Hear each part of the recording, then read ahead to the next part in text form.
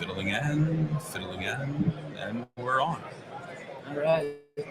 How we doing, everybody? And welcome to wonderful Atlanta, Georgia. We're here at the AHR Expo, and we're currently part of the Sportland booth. We have Brett Wetzel here. Hello. And then we have Kevin Compass, who you all know. Guys. And we also have a special guest from Sportland, Dave Thomas. Not the burger guy, different guy. Different Dave guy. Thomas. But if you want a Baconator or a Frosty, I'm down. I know I'm guy. Starving. So Dave was nice enough to come on here today and talk to us about some of the changes that they're actually making with some of the filtering products that they have. So I'm just going to let you get into it because I wasn't aware that you guys were making changes. So let us all know what's going on. Yeah, absolutely. So we actually recently, this calendar year, 2023, released the new HPC.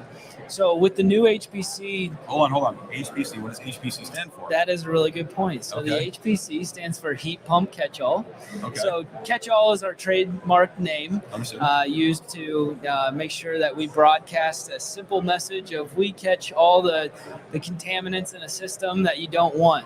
So in that device, filter dryer, it's going to make sure that we collect and keep those contaminants so that they don't go further into the system and start breaking down some of the components like compressors, valves, and whatever else is moving. Residential, you have heat pumps that could potentially jam up with a lot of the dust that's in there. How are you preventing from that happening? Because that's one of the biggest things that I see. You know, after getting pulverized with a lot of vibration in the piping, it actually ends up breaking apart that filter material, that desiccant, and end up clogging up any components that are in the system. Yeah, that's funny that you mentioned that because we see that a lot more commonly with beaded desiccant. So when you're using beaded dryers, we're seeing a lot more of when there's high vibration or mainly just vibration. Those beads start to rub against each other, and that turbulence in the refrigerant system and piping can cause those beads to break down and then be released. And when it was supposed to be catching contaminants, it's now releasing as contaminants in the system. So, David, do you want to go over like how your guys' dryers are constructed versus beaded dryers? Yeah, sure. So Sportland has kind of made their name, the catch-all, on a molded porous core.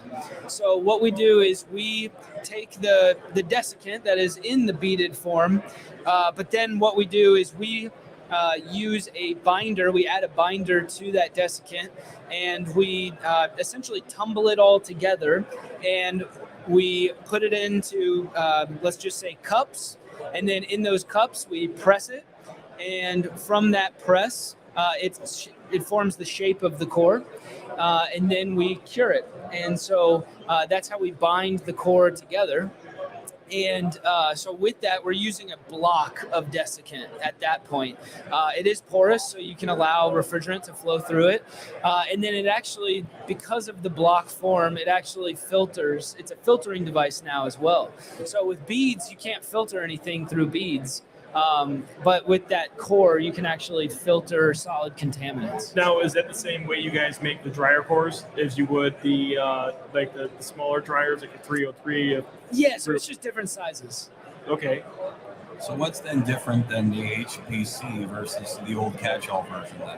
Good question. So catch-all is normally just one direction. So you're going to see that direction arrow. There's also the word in stamped onto the shell, just so you can tell inlet versus outlet. And then HPC is bi-directional. So did you? You want to make a comment about that, don't you? Yeah, you need to stop it. If you guys did it, so we'd stop putting them in backwards. But you can actually, you don't want to install it backwards. You're going to have some issues. With a valve, valves are bi-directional. So, yeah, a lot of Sportland valves are. Okay.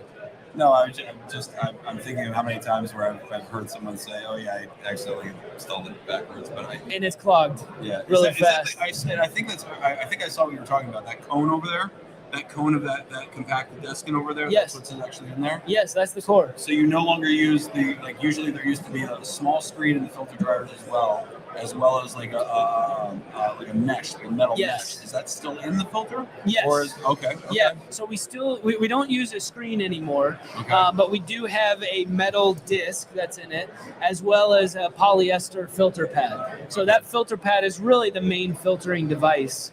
The core helps, but that filter pad, the polyester pad, is used for solid particulates. So, David, is this HPC dryer going to replace all the existing dryer standard dryers, like a 304? Is it all going to be an HPC? No, so there's still that difference of if you need the extra feature of it being bidirectional, you get an HPC. But it's tailored to the heat pump market. So, we're seeing a lot of traction and growth in that marketplace and in that space. Heat pumps are kind of aligned with the electrification. I actually recently read an article last week that there's an attack on gas stoves.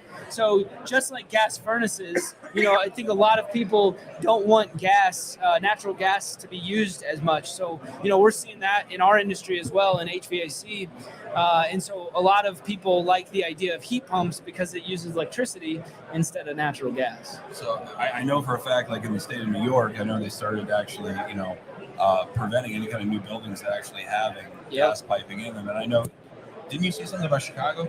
No, God, no. We're still using gas.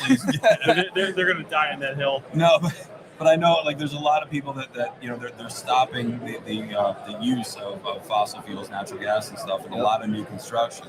So now everyone's forced into work with heat pumps. Now, actually, I was on the airplane. I was talking to someone, an engineer, her name's Rosa from Marine, and she was talking about one of the biggest hurdles is trying to actually get a heat pump to work at ultra low temperatures as far as the ambient, because you can typically they're only really efficient down to like once it gets down to about -5, it's kind of done. So you can't use this up in Maine, you can't use this up in Vermont.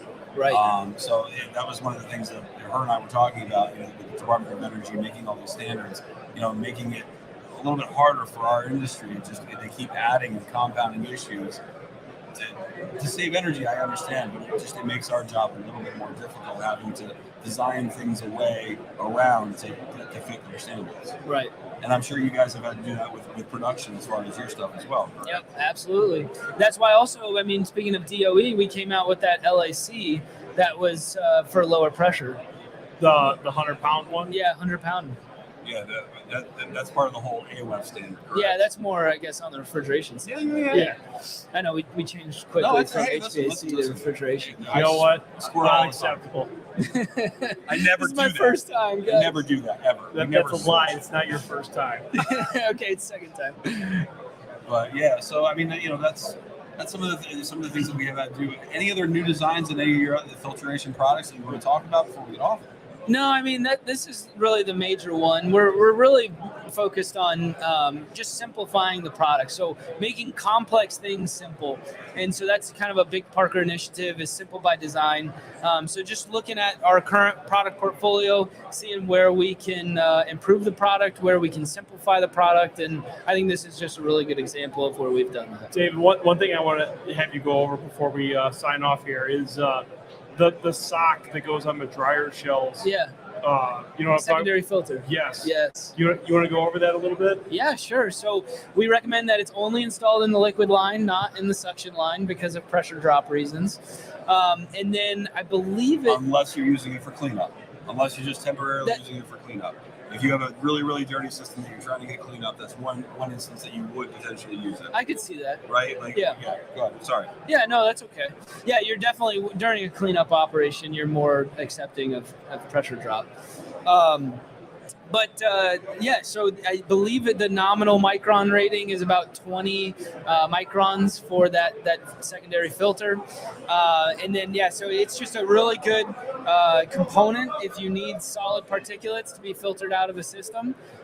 Because, the way it's designed right now, the replaceable shell doesn't really filter out solid particulates. It's really focused on just the moisture, acid, wax, sludge, varnish, etc. And I recommend using it. Like they also have a secondary screen at the bottom that you can actually reduce the amount of passage, or I'm saying this wrong. I know I'm saying this wrong. The amount of surface area, there's less holes in there. It's a smaller, finer. The mesh is finer to collect some of that stuff. But a lot of times that we've used, especially when you've had multiple compressor burnouts, let's just say you have a rack that is what undergone, some electrical failure, whether power issues or whatever. And then you're putting all that carbon and everything else out of the system, which is going to dirty up your oil, dirty up your liquid, dirty up everything else, potentially create some wax. And that is one of the ways that we can do to actually combat some of those issues. Is that correct? Absolutely, yeah. And just replace. So make sure you have a PM schedule, preventative maintenance schedule with your big units that you're working with. And whenever you put in, whenever you service the refrigerant piping, just replace those filters, filter dryer cores, etc. Well, Kevin, you got any more questions? No, that's it. All right, guys. Hey, listen, I appreciate your time. Thanks for having me, guys. No, Appreciate anytime, it. David. Really appreciate it. Thanks for coming on. Everyone that's at the AHR Expo, and you guys have a great day.